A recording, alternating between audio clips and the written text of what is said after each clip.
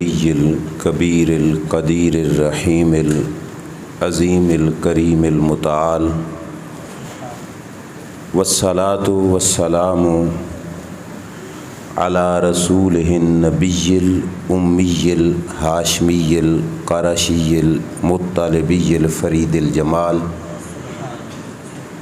وعلى آله وأصحابه اولي الصدق والقوت والعزت والشوکت والمجد والکمال والتابعین لهم بالإحسان إلى يوم المآل اما بعد فاعوذ باللہ من الشیطان الرجیم بسم اللہ الرحمن الرحیم کنتم خیر امت اخرجت للناس تأمرون بالمعروف وتنہون عن المنکر وتؤمنون باللہ صدق اللہ العظیم۔ محبت سے پڑھیے الصلاۃ والسلام علیک یا سیدی یا رسول اللہ وعلی آلک واصحابک یا سیدی یا حبیب اللہ، الصلاۃ والسلام علیک یا سیدی یا نبی اللہ وعلی آلک واصحابک یا سیدی یا نور اللہ۔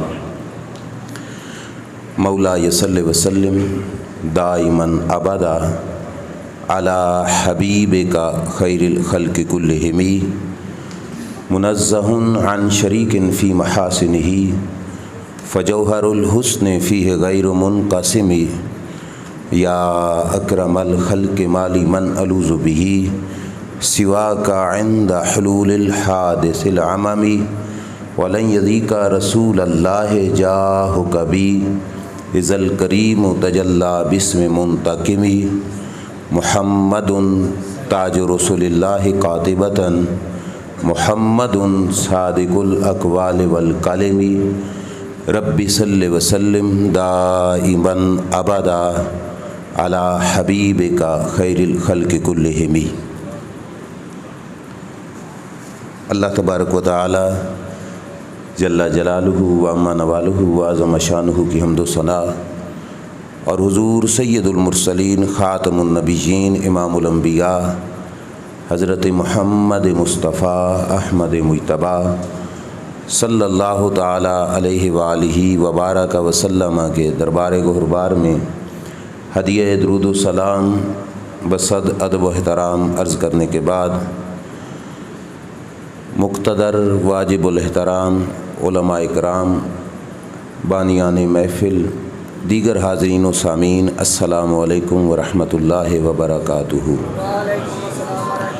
میلاد مصطفیٰ صلی اللہ تعالیٰ علیہ وآلہ وسلم کے ماہ مقدس میں منعقدہ 12 روزہ محافل میں سے ایک محفل پاک میں آپ کو مجھے حاضری کی سعادت نصیب ہو رہی ہے۔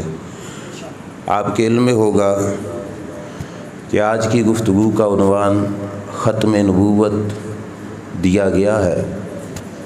میں اپنے ناقص علم کے مطابق کوشش کروں گا کہ اس کے ضمن میں اللہ تعالیٰ کے فضل سے اور رسول کریم صلی اللہ علیہ وسلم کی نگاہ عنایت سے بیان کروں۔ اللہ کریم مجھے حق سچ بیان کرنے کی اور ہم سب کو سن کر عمل کی توفیق عطا فرمائے۔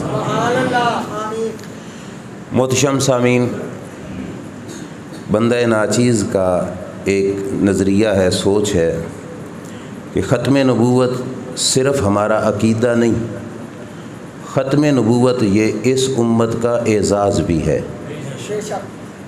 عقیدہ ختم نبوت ہمارے ایمان کی جان ہے بے شک، لیکن اس کے ساتھ ساتھ اس امت کو خاتم النبیین صلی اللہ علیہ وسلم پیغمبر کا مل جانا یہ یقیناً ہمارا اعزاز ہے۔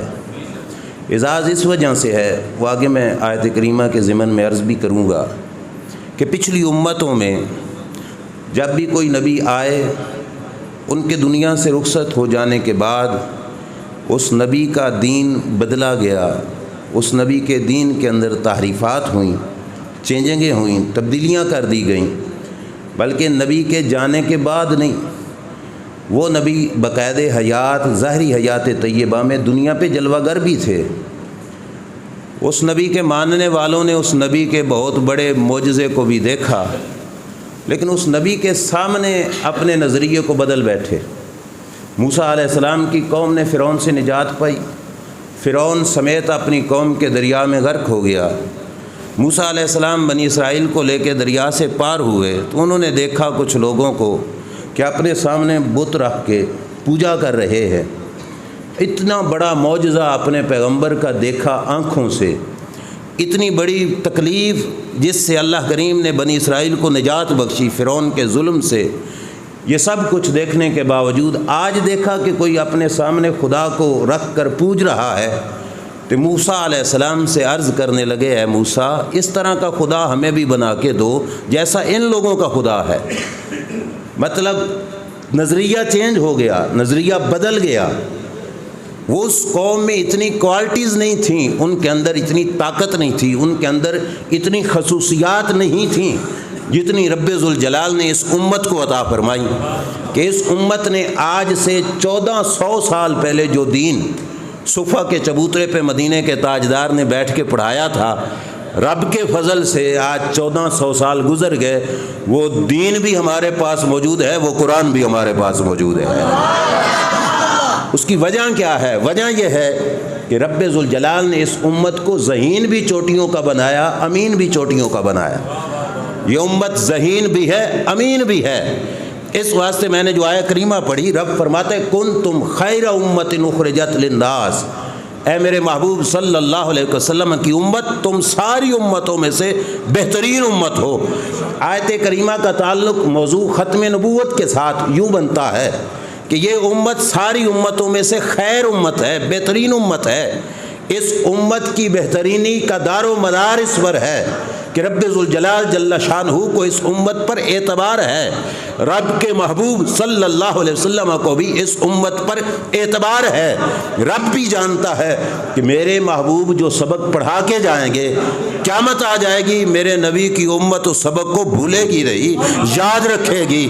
اور میرے نبی علیہ السلام بھی جانتے تھے، اسی واسطے خطبہ حجۃ الوداع کے اندر سرکار مدینہ صلی اللہ علیہ وسلم نے جہاں پہ اور ڈھیر ساری چیزیں بیان فرمائی، وہاں پہ سرکار نے یہ بھی بیان فرمایا لا اخاف علیکم ان تشرکوا بعدی، فرمایا لوگو مجھے تمہارے اندر قیامت تک اس بات کا خوف نہیں ہے کہ میری امت میرے جانے کے بعد بدل جائے گی۔ فرمایا نہیں، لا اخاف علیکم ان تشرکوا بعدی، توحید کے سبق، توحید کا جو نعرہ صفا کی پہاڑی پہ کھڑے ہو کے میں نے لگایا تھا، قیامت کا سورج طلوع ہو جائے گا، میری امت توحید کو چھوڑ کے شرک نہیں کرے گی، میری امت قیامت تک رب کی توحید پر بھی قائم رہے گی، رب کے دین پر بھی قائم رہے گی۔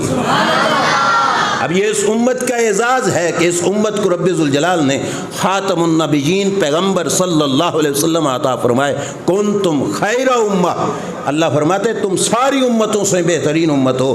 امام فخر الدین رازی رحمۃ اللہ علیہ نے تفسیر کبیر کے اندر اعتراض اٹھایا، وہ فرماتے ہیں اس امت کو رب نے خیر امت کیوں کہا؟ اس کی وجہ میں عرض کیے دیتا ہوں، ظاہری بات ہے کہ ہماری عمر، ایج پچھلی امتوں کی بنسبت کوئی زیادہ تو نہیں۔ پچھلی امتوں میں 100 سال تو کوئی عمر ہی نہیں سمجھی جاتی تھی۔ ایک خاتون اپنے زمانے کے نبی کے پاس آئی، کہا میرے بچے پیدا ہوتے ہیں مر جاتے ہیں، میرے پیچھے نہیں لگتے، ساتھ نہیں لگتے، دعا کیجیے اللہ میرے بچوں کو عمریں دے۔ پوچھا تیرے بچے پیدا ہو کر کتنا وقت گزارتے ہیں، مر جاتے ہیں؟ کوئی کہنے لگی 300 سال 400 سال، بس اتنا ایک پیدا ہونے کے بعد جیتے ہیں پھر مر جاتے ہیں، لہٰذا دعا کرو اللہ میرے بچوں کو لمبی زندگی دے۔ 300 سال جینے والے اور ہم تو 60-70 کے درمیان تک رہنے والی یہ امت، تو کیا ایج کے لحاظ سے رب نے اس امت کو عظیم امت کہا؟ تو نہیں، عمر کے لحاظ سے بھی ہم تو ان سے کم ہیں، قد کاٹ کے لحاظ سے، طاقتور ہونے کے لحاظ سے تو نہ، پچھلی امتوں میں کئی گزوں کے انسان تھے جن کے قد بھی بہت بڑے تھے، ہمارے تو قد کاٹ طاقتیں بھی ان کی بنسبت چھوٹی ہیں۔ قرآن مجید کا مطالعہ کرو تو رب ذوالجلال بار بار فرماتا ہے کہ میرے نبی کا انکار نہ کر بیٹھنا، پہلی امتیں جو طاقتوں میں تم سے زیادہ تھیں انہوں نے نبیوں کا انکار کیا، رب نے ان کو نہیں چھوڑا، تو طاقت میں بھی وہ ہم سے زیادہ ہیں۔ دینداری کا ماحول دیکھا جائے تو اس سلسلے میں بظاہر اس امت کی ایک بات عرض کرتا ہوں، پھر اپنے اندر بھی جھانک کے ہم نے دیکھنا ہے کہ پچھلی امتوں میں ایک شخص زمین بیچتا ہے. جس شخص نے زمین خریدی وہ زمین کی کھدائی کرنے لگا کہ یہاں پہ کاشتکاری کروں. زمین میں سے مٹکا سونے کا نکل آیا. اب وہ شخص مٹکا سونے کا اٹھا کر جس نے بیچی تھی اس کے پاس لے کے گیا کہ بھائی یہ تو تیرا ہے، زمین تیری تھی، میں نے تجھ سے لی، لہٰذا یہ تو رکھ، میرا نہیں ہے. وہ شخص کہنے لگا نہ، اس وقت زمین تیری ہو گئی تھی، تو نے مجھ سے لے لی تھی، خرید لی تھی، اب تیری زمین سے نکلا تو مٹکا سونے کا تیرا ہے، میرا نہیں ہے. اب مجھے آپ خود بتاؤ، یہاں تو جیبیں کتری جا رہی ہیں، مسجدوں سے جوتے اٹھائے جا رہے ہیں، اور وہاں ایک شخص اپنی زمین سے نکلنے والا سونے کا مٹکا اٹھا کے کبھی ادھر جا رہا ہے، وہ نہیں رکھ رہا، وہ واپس اس کو کر رہا ہے. ایسی صورتحال بھی ہے. تو بظاہر صالحیت اور نیکی میں بھی وہ تو آگے تھے مقدار نیکی کے اعتبار سے. اس امت کو رب ذوالجلال نے عظیم امت کیوں کہا؟ امام فخر الدین رازی رحمۃ اللہ تعالی علیہ کے مطابق وہ فرماتے ہیں وجہ یہ ہے کہ دین کی چوکیداری والا کام جس رنگ میں اس امت نے نبھایا ہے، پچھلی امتوں میں اس کی مثال نہیں بنتی ہے. اگر میں سادہ لفظوں میں بیان کروں تو امام رازی نے گویا یوں کہا کہ دین کی چوکیداری کے معاملے میں جیسی چوکیداری اس امت میں ابو بکر صدیق نے کی، ایسی مثال پہلی امتوں میں نہیں ملتی ہے. اور دین کی خدمت اور قربانی میں جیسی قربانی اس دین پر حسین پاک نے دی، اس کی مثال بھی پہلی امتوں میں نہیں ملتی. اب میں واپس پلٹتا ہوں اپنے موضوع کی طرف. ختم نبوت رب ذوالجلال جل شانہ نے اس امت میں خاتم النبیین پیغمبر صلی اللہ علیہ وسلم بھیجے. اب اس کی ایک جھلک دیکھیے. رسول کریم صلی اللہ علیہ وسلم کا وصال ہو گیا. وصال کے بعد حضور کے جانشین خلیفہ بنے سیدنا صدیق اکبر رضی اللہ تعالی عنہ. رب ذوالجلال کو اور سرکار کو اپنی امت پہ اعتماد کتنا ہے. اسی واسطے رب نے کہا کہ یہ دین جو میرے محبوب دے کے جا رہے ہیں، انا نحن نزلنا الذکر وانا لہ لحافظون، حفاظت کا ذمہ رب نے اپنے ذمہ کرم پہ لیا، لیکن کرائی کس سے؟ حضور کے غلاموں سے. سرکار کا وصال ہوا، حضرت ابوبکر صدیق خلیفہ بنتے ہیں. خلافت کے سنبھالتے ہی حضرت ابوبکر صدیق نے اسمبلی سے یہ اعلان کر دیا، آرڈر کر دیا، ایوان صدر سے یہ حکم ہوا کہ سرکار نے اپنی زندگی کے آخری دنوں میں ایک لشکر بھیجا تھا لڑائی کے لیے، جس لشکر کا سربراہ سرکار نے بنایا تھا حضرت اسامہ بن زید رضی اللہ تعالی عنہ کو. ان کی عمر شریف اس وقت تقریباً 16 سال کے لگ بھگ تھی. اعتراض بھی ہوا تھا. سرکار نے بیماری کے ایام میں کچھ صحابہ کی ٹیک لے کر سر پہ پٹی باندھ کر مسجد میں جا کر فرمایا تھا کہ صحابہ اسامہ بن زید کی سربراہی کو، جرنیلی کو ماننا پڑے گا، اس کی سربراہی میں تمہیں جنگ میں جانا پڑے گا. یہ لشکر بھی مدینے سے باہر نہیں نکلا تھا کہ سرکار کا وصال ہو گیا تو یہ رک گیا. حضرت ابوبکر صدیق مسند خلافت سنبھالتے ہیں، اور سنبھالتے ہی جو پہلا آرڈر حضرت ابوبکر صدیق نے دیا، فرمایا لشکر اسامہ اپنے کام پہ جائے جس کام پہ رب کے رسول نے بھیجا تھا. صحابہ آ گئے سمجھانے کے لیے. حضرت عمر جیسے جلیل القدر صحابی حضرت ابوبکر صدیق کی بارگاہ میں آ گئے. حضور یہ نہ کیجئے، لشکر کو ابھی نہ بھیجیے. کیوں؟ فرمایا سرکار کا بھی ابھی وصال ہوا ہے، فتنہ ارتداد بھی جوش پہ ہے، زکوٰۃ کے منکرین کا فتنہ بھی جوش پر ہے، لوگ ہر طرف سے اسلام پر حملہ آور ہونے کی سوچ رہے ہیں. مدینہ شریف کی سرحد کو خطرہ ہے اے ابو بکر صدیق. یہ اسلام کی فوج اگر مدینے سے باہر لڑنے کے لیے چلی گئی اور حملہ ہو گیا مدینہ شریف پر، تو مدینہ شریف کی چوکیداری کون کرے گا؟ مدینہ شریف کی رکھوالی کون کرے گا؟ حتیٰ کہ بعض نے یہ بھی کہا ہے ابو بکر صدیق تیری اپنی جان کو بھی خطرہ ہے. اگر لشکر سپاہی یہ فوج مدینہ سے باہر چلی گئی اور خدا نخواستہ مدینہ شریف پہ حملہ ہو گیا تو اے ابو بکر صدیق تمہاری سیکورٹی کون کرے گا؟ تمہاری حفاظت کون کرے گا؟ اس وقت جو خاتم النبیین پیغمبر صلی اللہ علیہ وسلم کے پہلے جانشین اور پہلے خلیفہ تھے، ان کی زبان پر جو لفظ نکلے وہ لفظ اس بات کی گواہی دیتے ہیں کہ واقعی رب ذوالجلال نے اس امت کو یہ کوالٹی اور یہ شانیں عطا فرمائی تھیں کہ اس امت کو ہی خاتم النبیین پیغمبر صلی اللہ علیہ وسلم ملنا تھا۔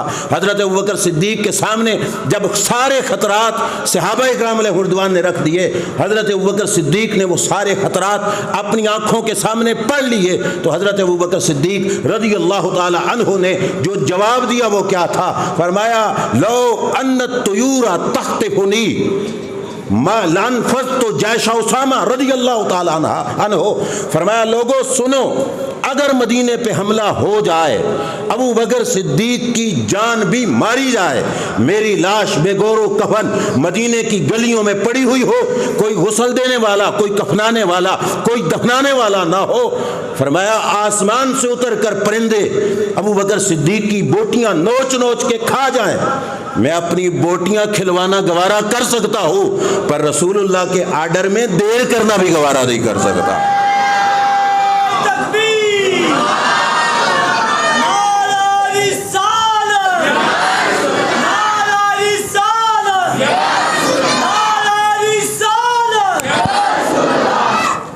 آپ دیکھیے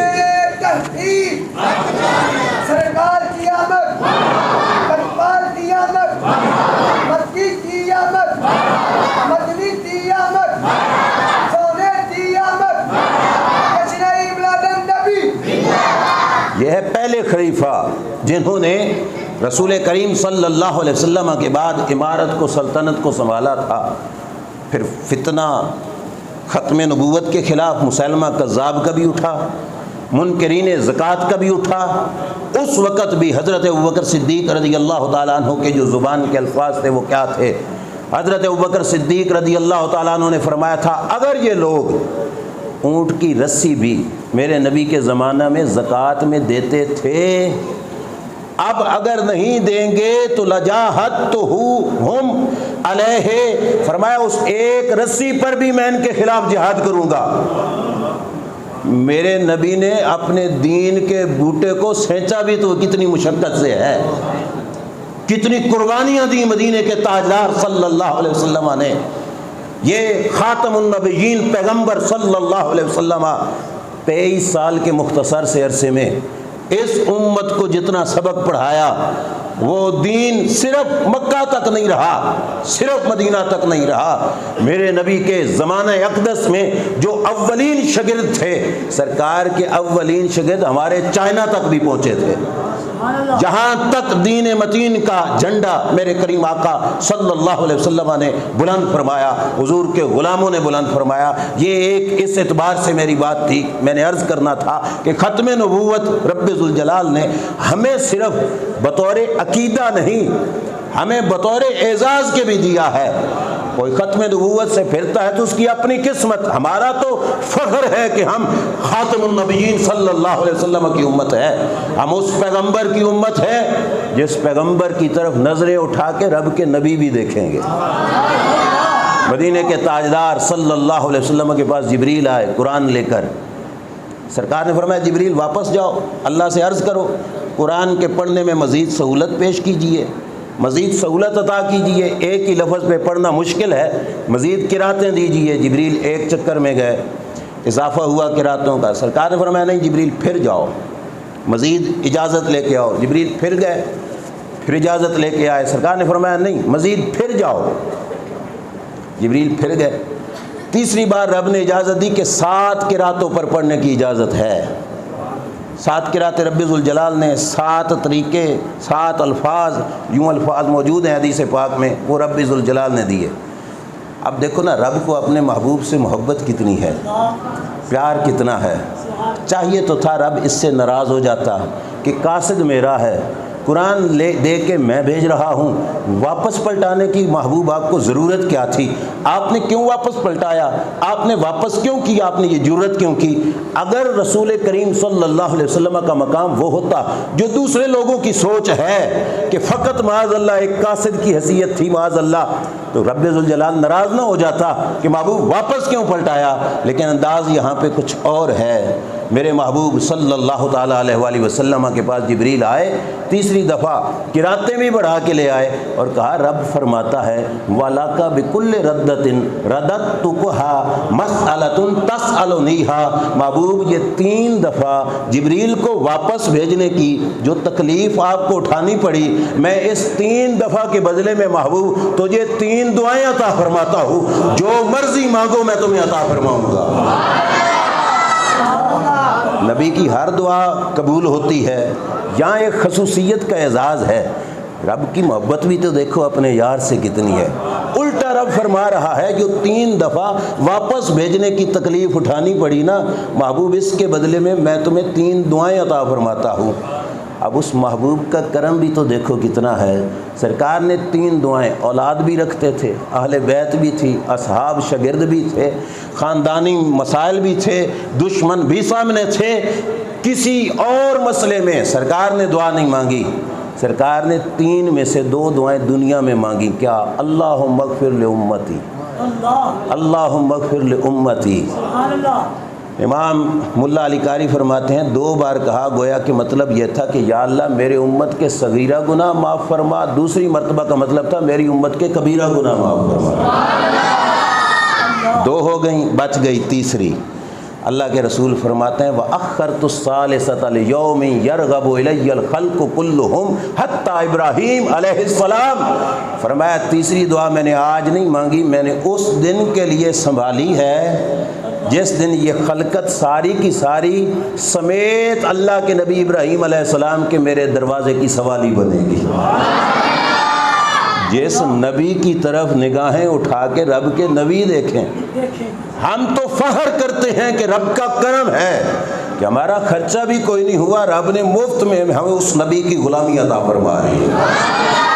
بہرحال آگے چلیے، ختم نبوت کے حوالے سے ابتداءً ایک بات ختم نبوت کے مضمون کے حوالے سے، اور اختتام پر میں نے 3 باتیں عرض کرنی ہیں، یہ سانچہ یا ڈھانچہ سمجھو گفتگو کا۔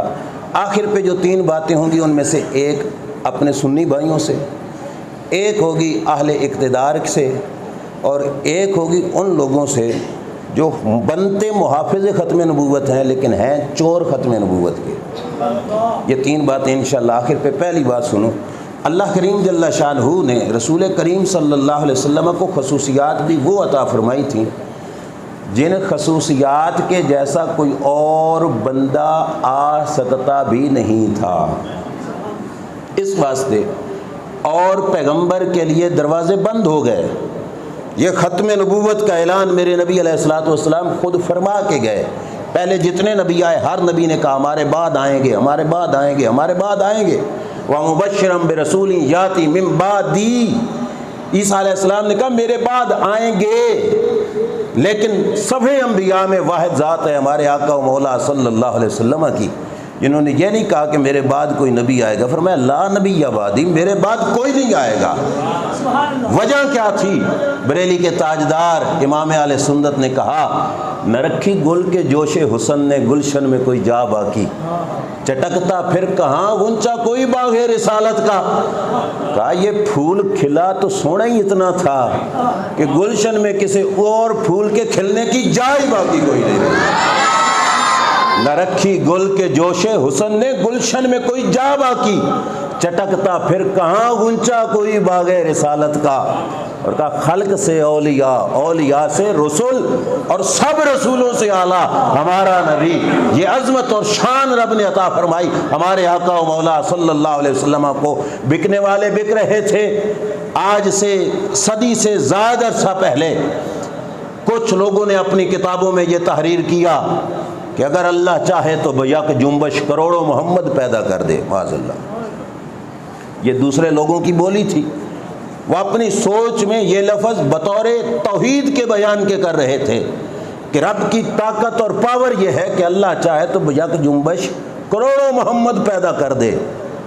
اس وقت بر صغیر کی سرزمین پر اہل سنت و جماعت کا امام، مجاہد تحریک آزادی، امام فضل حق خیر آبادی رحمت اللہ تعالی علیہ نے اس جملے کے جواب میں پوری کتاب لکھی، امتناع النظیر۔ اس کے اندر امام فضل حق خیر آبادی رحمۃ اللہ تعالی علیہ نے جو جواب پیش کیا، ویسے تو بڑی تفصیل سے ہے اور ہے بھی بڑی مشکل کتاب، اس کے اندر خلاصہ یہ تھا کہ آپ نے فرمایا وہ بولنے والے تو کہتا ہے بجا کے جنبش رب کروڑوں محمد پیدا کر دے، فرمایا میں کہتا ہوں کروڑوں تو کروڑوں رہے، اللہ دوسرا محمد بھی پیدا نہیں کر سکتا۔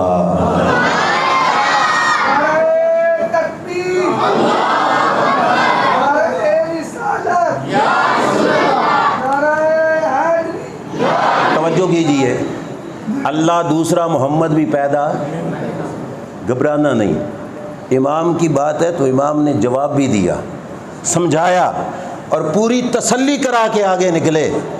امام نے فرمایا تم کروڑوں کی بات کرتے ہو، رب تو دوسرا بھی پیدا نہیں کر سکتا، دلیل کیا دی؟ فرمایا یہ بتاؤ کہ جو دوسرا محمد ہوگا خاتم النبیین ہوگا کہ نہیں ہوگا؟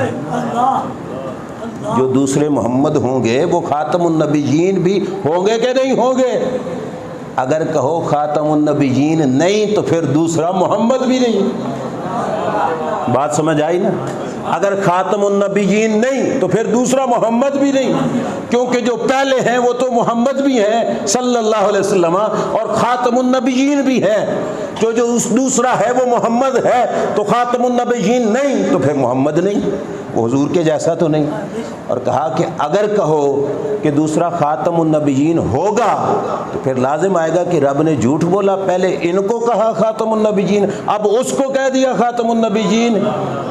تو کہا جیسے رب جھوٹ بولنے سے پاک ہے ایسے رب دوسرا محمد بنانے سے بھی پاک ہے۔ یہ عقیدہ ہے اہل سنت و جماعت کا کہ ہماری یہ سوچ، یہ فکر جو ہمارے اماموں نے ہمیں عطا فرمائی وہ یہ ہے، جو آج سٹیجوں پہ بیٹھ کر بشر مثلکم کی رٹ لگانے والے ہیں، ان سے پوچھو پھر ختم نبوت کس منہ سے منائیں گے؟ ختم نبوت کا تقاضا یہ ہے کہ تو اور میں رہے، صفِ انبیاء میں بھی ہمارے نبی جیسا کوئی اور نہیں تھا۔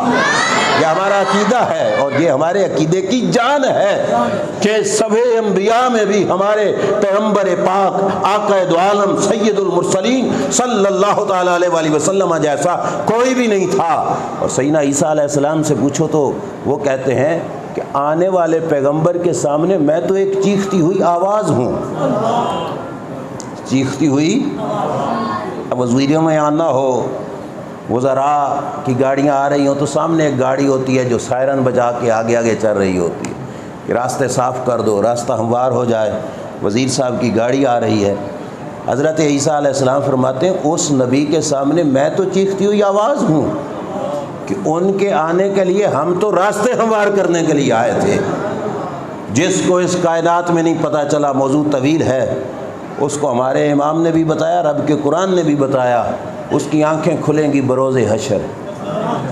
قیامت کے دن پتہ چلے گا کہ جس نبی کو ہم اپنے جیسا سمجھتے رہے، رب نے ان کو عظمت، چہرہ اقدس کا رنگ مبارک بدل گیا۔ یہ مزاج نبوت تھا کہ جو بات دل پہ ہوتی اس کا اثر آپ کے چہرہ اقدس سے ظاہر ہوتا، یہ نہیں ہوتا تھا کہ دل میں غصہ ہے اور بظاہر غصہ نہ ہو، جب غصہ ہوتا تو اس کے اثرات حضور کے چہرے سے ظاہر ہوتے۔ حضرت عمر رضی اللہ تعالیٰ عنہ پڑھ رہے تھے، حضرت ابوبکر صدیق سمجھ گیا کہ سرکار کے چہرے پہ ناراضگی کے اثرات ہیں، حضرت عمر کے کندھے پہ ہاتھ رکھا، کہا دیکھتے نہیں ہو حضور کے چہرے پر ناراضگی کے اثرات ہیں، سرکار ناراض ہو رہے ہیں، سرکار غصے میں ہیں۔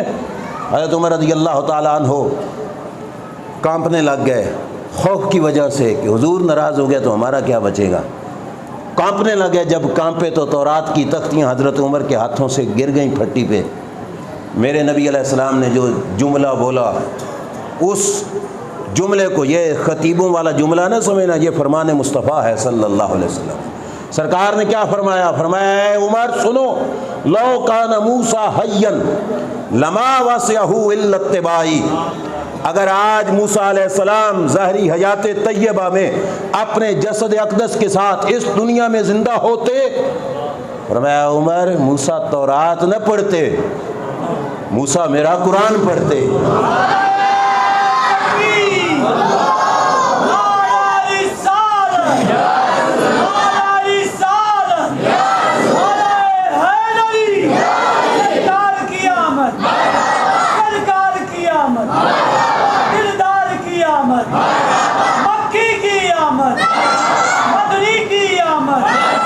محتشم سامعین، کیا فرمایا؟ موسیٰ بھی ہوتے تو تورات نہ پڑھتے، میرا لما وسعہ الا اتباعی، ان کی لیے جو رب نے راہ دینا تھا وہ یہ تھا کہ موسیٰ اپنی کتاب نہیں میرے نبی کی غلامی اختیار کرو، لما وسعہ الا اتباعی۔ اب یہ فرمان خاتم النبیین کا سامنے رکھو، میں آپ سے عرض کرتا ہوں، ناراض نہیں ہونا، وہ بھی گئے تو حق کی خاطر، ہو بھی گئے تو کوئی مسئلہ نہیں۔ ہمارا ترجیحانہ انداز کس کی طرف ہے؟ ہماری عمریں بیت گئیں، ہماری زندگی کا آدھے سے زیادہ حصہ گزر گیا، بزرگ بیٹھے ہیں، ہم نے قرآن کتنا پڑھا؟ صرف کلوں پہ ختم پڑھنے کے لیے قرآن اتارا تھا، چہلم کی قرآن خوانی کے لیے رب نے قرآن اتارا تھا۔ قرآن کا صرف اتنا مقصد ہوتا تو کبھی بدر و خندق اور احد کے معاملے نہ ہوتے۔ قرآن صرف قرآن خوانی اور ختموں کے لیے ہوتا تو کبھی کربل کا میدان نہ سجتا، کبھی یرموک و یمامہ کی جنگیں نہ ہوتی۔ قرآن اپنے اندر پورا نصاب رکھتا ہے۔ ہماری ترجیحات کس کی طرف چلی گئیں؟ ہمارے بچے گھروں سے نکلنے والے، میں معذرت کے ساتھ، یہاں پہ مدرسہ ہے، نظر آ رہا ہے، سامنے لکھا ہوا ہے، یہاں پہ بچے قرآن پڑھنے کے لیے اگر آتے ہیں تو بچوں کی کتنی تعداد ہے جو قرآن کی طرف متوجہ ہے اور کتنی تعداد ہے جو دنیا کی طرف متوجہ ہے؟ 100 بچے کو اٹھایا، تھپڑ مار کے قرآن دے کے بھیجا، چل مسجد، اور پھر میں معافی مانگ کے پھر کہہ رہا ہوں، ذرا ٹائم کا اندازہ لگانا، ٹائم ٹیبل دیکھنا کہ ہمارے بچے کتنا ٹائم قرآن کو دیتے ہیں اور کتنا ٹائم دنیا کے لیے ہمارا وقف ہے۔ ختم نبوت کا نعرہ لگا لینا سوکھا ہے، اپنے کردار سے بتاؤ کہ یار ہمیں نہیں بھیک کی ضرورت، جتنا دیا سرکار نے مجھ کو اتنی میری اوقات نہیں، یہ ان کا کرم، پھر ان کا کرم ہے، ان کے کرم کی بات نہیں، اس محبوب کا فیض ہے ہمارے پاس، ہم پھر غیروں کے پاس کیوں جائیں؟ قرآن صرف گھنٹہ، آدھا گھنٹہ اور 6 گھنٹے ہمارے دنیا کے لیے وقف ہو گئے۔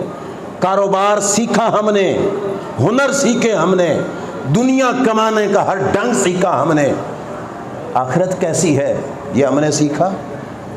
اس آخرت کے لیے ہمیں سرکار نے سب کچھ عطا فرمایا تھا۔ معلم کو، استاد کو استادی کیسی کرنی ہے یہ سرکار نے بتایا، شاگرد کو شاگردی کیسی کرنی ہے یہ بھی سرکار نے بتایا، بادشاہ کو بادشاہت کیسے کرنی ہے یہ بھی سرکار نے بتایا، امام کو امامت کیسی کرنی ہے سرکار نے بتایا، خطیب کو خطابت کیسی کرنی ہے یہ بھی سرکار نے بتایا، بازار میں بیٹھے ہوئے دکاندار کو تجارت کیسی کرنی ہے یہ بھی مدینے کے تاجدار صلی اللہ علیہ وسلم نے بتایا، کرسی عدالت پہ بیٹھ کے فیصلہ کرنے والے کو عدالت کیسے کرنی ہے یہ بھی سرکار نے بتایا، مجرم کو سزا کیسی دینی ہے یہ بھی میرے نبی علیہ الصلوۃ والسلام نے بتایا۔ اور ہمارا تو عقیدہ ہے کہ قربان میں ان کی بخشش پر مقصد بھی زبان پہ آیا نہیں، اور بن مانگے دیا اور اتنا دیا کہ دامن میں ہمارے سمایا نہیں۔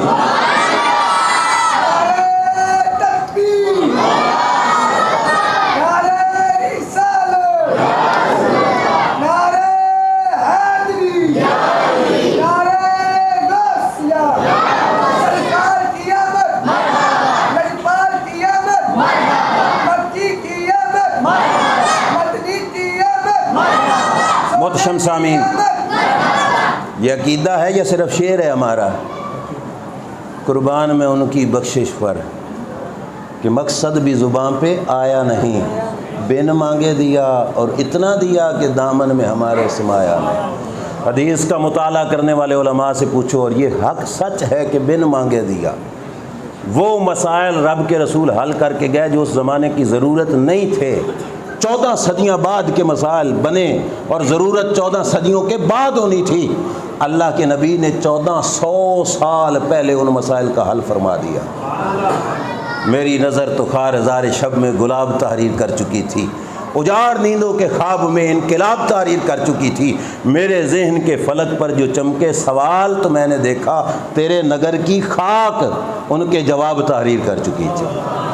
اس محبوب نے وہ مسائل حل کیے جو اس زمانے کی ضرورت نہیں تھے، آج کی ضرورت تھے۔ ہمیں سب کچھ دے کے گئے رب کے رسول صلی اللہ علیہ وسلم، ہم نے غیروں سے کیوں مانگا، کیوں لیا؟ کیوں غیروں کی اپنائیت میں گئے؟ خدا کی قسم جو طریقہ، جو انداز، جو دین رب نے اپنے محبوب کو دیا، خاتم النبیین صلی اللہ علیہ وسلم ہونے کے ناطے وہ قیامت تک کا سرمایہ، نہ اس میں کوئی چینجنگ کی ضرورت، نہ اس پہ کسی قسم کی ووٹنگ کی ضرورت، نہ اس پہ کسی سے مشورے کی ضرورت۔ وہ دین ہے، حق ہے، سچ ہے، اور قیامت تک حق و سچ رہے گا، نہ اس کے اندر کوئی تبدیلی آئے گی، نہ اس کے اندر کوئی چینجنگ آئے گی۔ جبریل کا اترنا حضور کے بعد رک چکا ہے، وحی کا دروازہ سرکار کے بعد بند ہو چکا ہے، آسمان سے اترنے والا جو پیغام تھا وہ مکمل ہو چکا ہے۔ رب کے رسول صلی اللہ علیہ وسلم جو کچھ دینا تھا وہ سب کچھ ہمیں عطا کر گئے۔ ختم نبوت کا تقاضا ہے کہ ہم نے جھولی کسی غیر کے سامنے پھیلانی، کسی غیر کے سامنے پھیلانی، کسی غیر کے سامنے پھیلانی۔ مسجد میں بیٹھے ہو 3 دفعہ کہہ دیا آپ نے۔ اب اس کے بعد دوسری بات جو اہل اقتدار کے نام، رسول کریم صلی اللہ علیہ وسلم جو دین لے کے آئے، شریعت شروع سے آخر تک، شریعت کو ہم مدرسے میں بیٹھ کے بولیں تو اس کو شریعت، دینیات، اسلامیات کا نام دیتے ہیں۔ اگر سلطنت کی کرسی پہ جا کے اس شریعت کو دیکھا جائے تو اس شریعت کو نظام مصطفیٰ صلی اللہ علیہ وسلم کا نام دیا جاتا ہے۔ جو حضور کی شریعت ہے وہ کیا ہے؟ نظام مصطفیٰ صلی اللہ علیہ وسلم۔ اب آپ اپنا عقیدہ بتاؤ، سرکار کی شریعت کے سامنے عیسیٰ علیہ السلام کی آسمانوں سے اتری ہوئی شریعت چل سکتی ہے؟ بولیے۔ موسیٰ علیہ السلام کی، ابراہیم علیہ السلام جد الانبیاء ہیں، خلیل اللہ ہیں رب کے، بڑی قربانیاں اور امتحانات سے گزرے۔ ابراہیم علیہ السلام کی شریعت چل سکتی ہے حضور کی شریعت کے مقابلے میں؟ بولیے۔ نوح علیہ السلام کی، آدم علیہ السلام ابو الانبیاء ہیں، کائنات ساری کے باپ ہیں، پہلے بشر ہیں، مسجود ملائکہ ہیں، ان کا نظام؟ پکے ہو اس بات پر؟ جس نبی کے نظام کے سامنے موسیٰ اور عیسیٰ کا نظام نہیں چل سکتا، ذرا سینے پہ ہاتھ رکھ کے بتائیے اس نبی کے نظام کے سامنے کافر کا نظام کا چلنا کتنے دکھ کی بات ہے۔ ہم بلا وجہ نہیں اجڑے، ہم نے اپنے پاؤں خود کاٹے ہیں۔ یہ سیلاب کی تباہیاں ہوں، یا گلی گلی میں قتل و غارت ہو، یہ بچوں کی اغوا کاریاں ہوں، یا محلے محلے میں زنا کاریاں ہوں، یہ ہمارے اجڑنے کے سبب یہی ہیں کہ ہم نے اس محبوب سے اپنا دامن چھڑا بیٹھے، جس محبوب کو رب نے ساری کائنات کی شفا بنایا تھا۔ جس محبوب سے تعلق جڑتا تو یہ کائنات کا نظام ہی چلتا رہتا۔ یہ بالکل حق بات ہے بھائیو، یہ اس محبوب سے تعلق کٹنے کی سزا ہے جو ہم بھگت رہے ہیں۔ علامہ اقبال نے کہا تھا سبب اس کا کچھ اور ہے جسے تو خود سمجھتا ہے، زوال بندہ مومن کا بے زری سے نہیں۔ ہمارا جدید طبقہ مولویوں کی آنکھوں میں خاک دھولنے کے لیے کہتا ہوں آج کل ہمارا بینک بیلنس تھوڑا ہے جس کی وجہ سے ہم ذلیل ہوئے، ہمارا پیسہ تھوڑا ہے، ہمارے پاس مال نہیں ہے، اور نہ بابا نہ، شاعر مشرق نے کہا تھا سبب اس کا کچھ اور ہے جسے تو خود سمجھتا ہے، زوال بندہ مومن کا بے زری سے نہیں۔ مال کا تھوڑا ہونا زوال کا سبب ہوتا تو کھجوریں چوسنے والے ایران و عراق اور روم کیسے فتح کر لیتے؟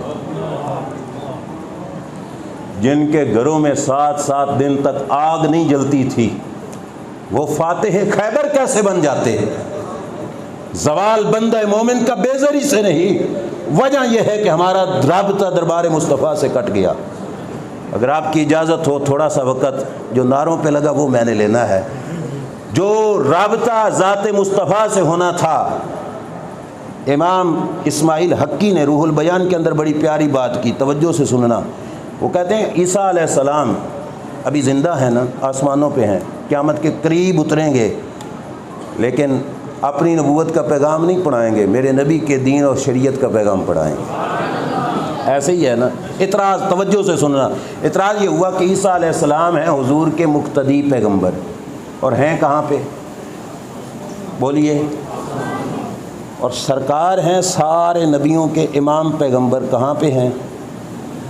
زمین پہ، بلکہ زمین میں مدفون ہیں آقا دو عالم صلی اللہ علیہ وسلم۔ اعتراض تھوڑا حوصلے سے سننا، پھر جواب سنو گے تو انشاءاللہ ایمان تازہ ہوگا۔ اعتراض یہ ہوا کہ وہ مقتدی ہو کر آسمانوں پہ رہیں اور یہ امام ہو کر زمینوں میں، سمجھ نہیں آتی کہ یہ سرکار کی شان بات کیسے ہے۔ اسماعیل حقی نے اس کا جواب دیا، انہوں نے کہا وجہ یہ تھی کہ رب نے اپنے محبوب کی ذات کو ایسا بنایا تھا کہ اس ذات سے یہ نظام کائنات چلانا تھا۔ کیسے؟ کہا سرکار کا وصال ہوا، رب نے روح کو عرشوں پہ رکھا، روح مبارک کے صدقے سے عرش کا نظام چل رہا ہے، جسم کو فرش میں رکھا، جسم کے صدقے سے زمین کا نظام چل رہا ہے۔ حضور کے صدقے سے یہ کائنات کا نظام چل رہا ہے۔ ایمان ہے آپ کا اس بات پر؟ یہ کائنات کا نظام کس کے صدقے سے؟ ٹائم کیا ہوا ہے؟ 9:38۔ یہ ٹائم پیس اس کا سیل نکال لو، اس ٹائم نکال لو، کتنے ٹائم پہ نکلے گا؟ 9 پورا ہفتہ سیل اپنی جیب میں رکھو، ہفتے کے بعد سیل ڈالو، ٹائم کہاں سے سٹارٹ ہوگا؟ 9 وقت کوئی نہیں گزرا، ٹائم کیوں یہیں پہ رہا؟ جس کی وجہ سے اس نے چلنا تھا وہ نکل گیا۔ اب تھوڑی توجہ میری بات کی طرف، بلا تشبیہ و بلا مثال۔ شب معراج سرکار عرشوں پہ گئے، زمین سے آسمان کا فاصلہ ہے 500 سال کی مسافت کا، پھر پہلا آسمان موٹا ہے 500 سال کی مسافت جتنا، پھر پہلے آسمان اور دوسرے آسمان کا فاصلہ ہے 500 سال کی مسافت۔ اسی طرح 7 آسمانوں سے اوپر گئے، سدرۃ المنتہا کراس ہوئی، رب کا عرش کراس ہوا، عرش کے بعد 70,000 حجابات تھے جہاں پہ سرکار بغیر سواری کے، بغیر کسی خادم کے، صرف نفس نفیس سرکار کی ذات آ کے گئی، اور 70,000 حجابات اسی طرح جیسے آسمان تھے، اتنے ہی موٹے اور اتنے ہی فاصلوں والے، یہ اتنا سفر طے کر کے گئے۔ سرکار گئے بھی صحیح، واپس آئے بھی صحیح۔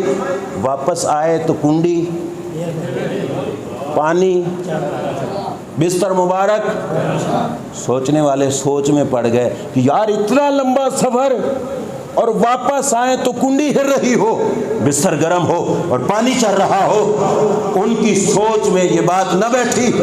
ہمیں سمجھایا تو تاجدار گولڈا نے سمجھایا، انہوں نے بتایا وجہ یہ تھی کہ تیری صورت نو میں جان آکھاں، اور جان آکھاں کہ جانے جہان آکھاں۔ مدتیں ہزاروں کروڑوں سالوں کی گزر گئی تھی، لیکن نظام کائنات جہاں پہ تھا وہیں پہ رک گیا، جیسے 38 منٹ پہ سوئی رک گئی۔ کیوں؟ جس کی وجہ سے یہ چلنی تھی وہ نکل گیا تھا۔ اسی طرح جس کی وجہ سے نظام کائنات چلنا تھا وہ یہاں سے چلے گئے تھے، تو جہاں پہ نظام تھا وہیں پہ رک گیا۔ جب سرکار دوبارہ واپس آئے تو جہاں پہ رکا تھا وہیں سے سٹارٹ ہو گیا۔ مخلوق پہ آدھی رات کا ایک حصہ گزرا اور سرکار صدیوں کے سفر کر کے آ گئے تھے۔ اس بات پہ ایمان ہے، جن کے صدقے سے نظام کائنات چل رہا ہے ان کو چھوڑ کر ہم کامیاب ہو سکتے ہیں؟ ان کی راہ چھوڑ کر ہم کامیاب ہو سکتے ہیں؟ ان کا طریقہ چھوڑ کے ہم کامیاب ہو سکتے ہیں؟ یار اس نبی کا نظام چھوڑ کر ہم کامیاب ہو سکتے ہیں؟ لاکھوں ترقیاں کر لو، لاکھوں ٹیکنالوجی بنا لو، لاکھوں بم بنا لو، اس دیش کی ہر پریشانی کا حل ہے تو نظام مصطفیٰ صلی اللہ علیہ وسلم ہے۔ اور نظام مصطفیٰ سے روگردانی یہ اپنی ذات کے ساتھ ظلم ہے، یہ اپنے معاشرے کے ساتھ ظلم ہے، یہ اپنے ملک کے ساتھ ظلم ہے، یہ اپنے اس سارے صوبے، ملک، شہر، ہر گھر، ہر انسان کے ساتھ زیادتی ہے کہ نظام مصطفیٰ سے روگردانی کی ہوئی ہے۔ یہ دوسری بات تھی، چونکہ خاتم النبیین کی ختم نبوت کا تقاضا ہے کہ جو نظام انہوں نے دیا ان کے سامنے کسی اور کا نظام چل سکتا۔ آخری بات، اور یہ ان لوگوں سے جن کے بارے میں اعلیٰ حضرت نے کہا تھا کہ سونا جنگل، رات اندھیری، چھائی بدلی کالی ہے، سونے والوں جاگتے رہنا چوروں کی رکھوالی ہے۔ آنکھ سے کاجل خوب چرا لیں، یہاں وہ چور بلا کے ہیں، تیری گٹھڑی باری ہے اور تو نے نیند نکالی ہے۔ اس واسطے کہ آج ختم نبوت کا نعرہ ہر گلی سے لگے گا، ہر مسجد سے لگے گا۔ دوسرا طبقہ بھی ختم نبوت کا پیغام اور ختم نبوت کا اپنے آپ کو محافظ کہتے ہیں۔ بس آخری بات میری طرف توجہ رکھنا، اور میں بات کو سمیٹنے کی طرف ہی آ رہا ہوں۔ ختم نبوت، جس محبوب صلی اللہ علیہ وسلم کا ہم نے کلمہ پڑھا، ختم نبوت کا تقاضا ہے کہ یہ زمانہ جس زمانے میں سے آپ اور میں گزر رہے ہیں، یہ کس کا زمانہ ہے؟ بول پڑو، سارے بولو، یہ زمانہ کس کا ہے؟ ہمارے آقا و مولا صلی اللہ علیہ وسلم کا زمانہ ہے۔ ایسے ہی ہے، کلمہ کیا پڑھتے ہو؟ لا الہ الا اللہ محمد الرسول اللہ صلی اللہ علیہ وسلم۔ محمد اللہ کے رسول، محمد اللہ کے رسول آج بھی محمد اللہ کے رسول تھے نہیں، کیونکہ زمانہ سرکار کا ہی ہے، زمانہ سارا قیامت تک بھی یہی ہوگا کہ نہیں، یا چینج ہو جائے گا؟ عیسیٰ علیہ السلام اللہ کے نبی تشریف لائیں گے صحیح، لیکن کلمہ کون سا پڑھیں گے؟ لا الہ الا اللہ محمد الرسول اللہ صلی اللہ علیہ وسلم۔ ہمارے نبی علیہ الصلوۃ والسلام والا کلمہ پڑھیں گے۔ یہ ختم نبوت کا تقاضا ہے کہ مانے کہ زمانہ قیامت تک، قیامت کے بعد بھی جنت تک کس کا ہے؟ سرکار کا زمانہ ہے۔ اس بات پہ پکے رہنا۔ واپس پلٹ کے میں آپ سے ایک بات عرض کروں گا۔ اللہ کا یہ دستور قدرت ہے کہ جس نبی کو جس زمانے میں مبعوث فرماتا ہے، اس نبی کے زمانے میں جو شے بھی امت میں، عام لوگوں میں عروج پر ہوتی ہے نا، ہائی لائٹ، اللہ اس طاقت کا توڑ اپنے پیغمبر کو عطا فرماتا ہے۔ سمجھ آئی بات؟ جس زمانے میں بھی رب نے جو پیغمبر بھیجے، ان کے زمانے میں ان کی امت کے پاس جو طاقت تھی، جو پاور تھی، اللہ نے اس پاور اور طاقت سے بڑھ کر طاقت کس کو دی؟ اپنے نبی علیہ السلام کو عطا فرمایا۔ جادوگری کا زور تھا موسیٰ علیہ السلام کے زمانے میں، جادوگروں کو اپنی جادوگری پہ مان تھا۔ رب نے اپنے نبی کو وہ طاقت دی جس کے سامنے جادوگروں کی جادوگری چل نہ سکی۔ انہوں نے رسیوں کے سانپ بنائے، منوں کے حساب سے تھے۔ رب کے پیارے نبی نے اپنا ڈنڈا زمین پہ پھینکا، اور یہ ایک ڈنڈے والا سانپ ان کے سارے سانپوں کو، رسیوں کے بنے ہوئے سانپ منوں کے حساب سے تھے۔ دوبارہ ڈنڈا اٹھایا تو وزنی تھا اسی طرح کا۔ رب نے جادوگروں کا توڑ اپنے نبی کو عطا فرمایا، اور جادوگر جب اپنی جادوگری ٹوٹتے دیکھتے ہیں تو سجدے میں گر جاتے ہیں اور کہتے ہیں آمنا برب موسیٰ، ہم موسیٰ علیہ السلام کے رب پہ ایمان لائے۔ موسیٰ سچا ہے، موسیٰ نے جو کچھ کیا وہ سچ ہے، حق ہے۔ جادوگری کا توڑ رب نے کس کو دیا؟ اس زمانے کے عیسیٰ علیہ السلام کے زمانے میں طب عروج پہ تھی، ڈاکٹری، علاج معالجہ یہ عروج پہ تھا۔ کچھ بیماریاں ایسی تھیں جن بیماریوں کا علاج اس زمانے کے طبیبوں کے پاس کوئی نہیں تھا، لاجواب ہو چکے تھے مریضوں کا علاج کرنے سے۔ کون سے مریض؟ جو پیدا ہوتے ہی اندھے ہوں، مادرزاد اندھے ہوں۔